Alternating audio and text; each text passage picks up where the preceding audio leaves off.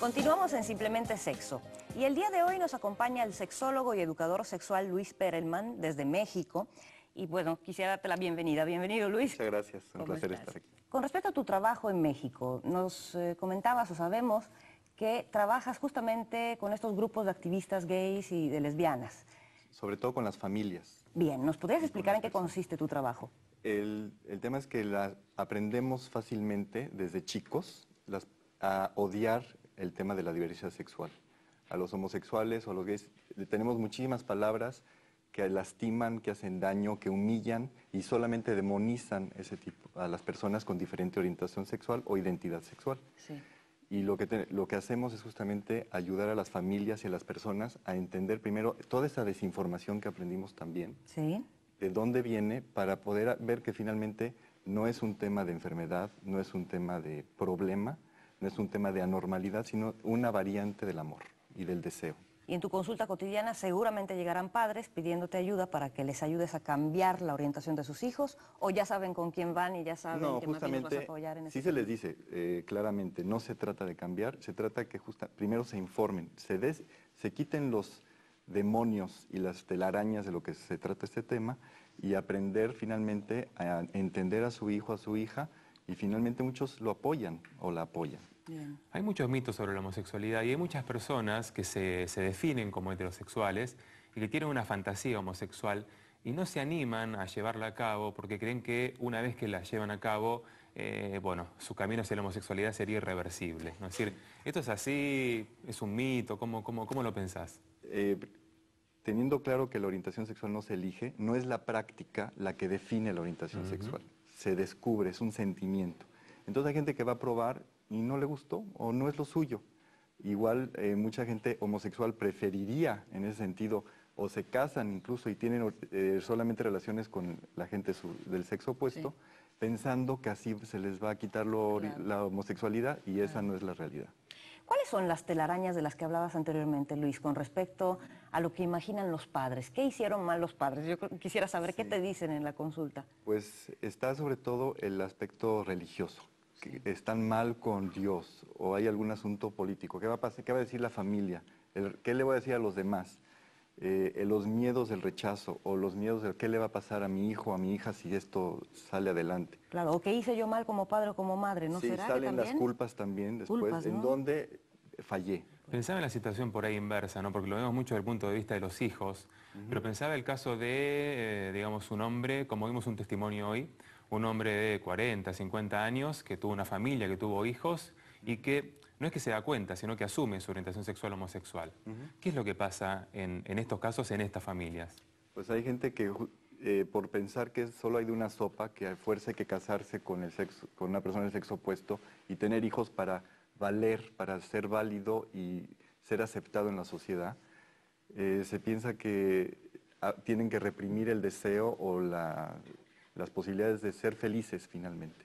Entonces muchas personas lo viven, tienen doble vida, quienes lo ven así, y otras hasta hay momentos que sienten asfixiadas y no aguantan, y entonces deciden pues decir la verdad, finalmente quitarse un peso de encima. Esto es lo que soy realmente, esta es mi orientación sexual, y más y más está sucediendo. 20% por lo menos de las personas homosexuales se casan, lo sabemos, y tienen hijos, es una realidad. ¿Es más aceptada la homosexualidad en el varón o en la mujer en nuestra cultura? En nuestra cultura, en la mujer, porque no se nota o no se ve. También hay muchas expresiones de afecto, y es muy para las personas el afecto entre hombres, por ejemplo, todavía se considera peor que la pornografía. Todavía nos asusta más que hay expresiones de cariño, de afecto o sexuales, de verlos entre hombres en nuestra sociedad, que entre mujeres se piensa que entre mujeres no pasa nada.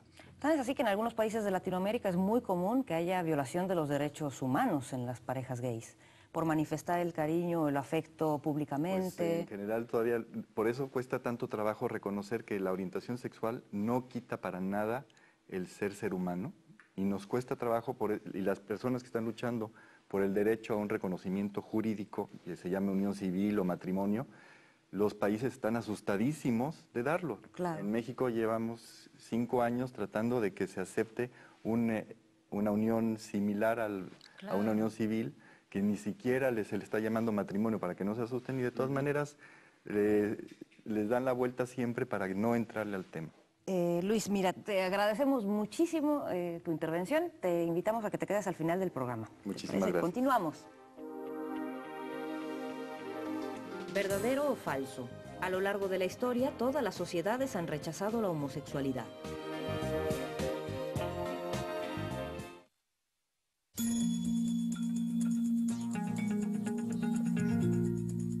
Al cierre del bloque anterior quedó planteada una afirmación que dice que todas las sociedades han rechazado la homosexualidad. Esta afirmación es falsa, porque sociedades tales como la antigua Grecia, la antigua Roma, los incas, los guaraníes, los aztecas, aceptaban la homosexualidad. En nuestra cultura, sin embargo, en América Latina y en nuestra cultura occidental, tenemos 2000 años de represión sobre la homosexualidad. Y la pregunta, Luis, es ¿por qué pasa esto? ¿De dónde viene tanto rechazo por la homosexualidad?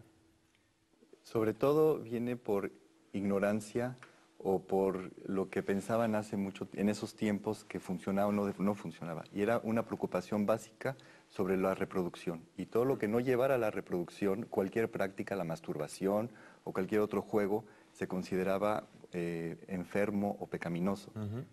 Y por eso asusta mucho, como finalmente todos los temas de ser diferente. Y yo creo que en ese sentido venimos avanzando en quitarnos esos prejuicios que hacen tanto daño, para finalmente ver que primero no hace daño a la orientación sexual diferente y es parte esencial de cualquier ser humano, cualquiera que sea su orientación sexual.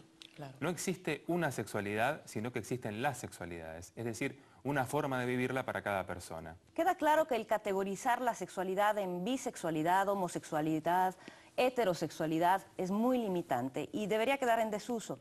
La sexualidad plena la vive cada quien a su manera, con libertad, con placer, y esa es la parte más importante, más que las categorías.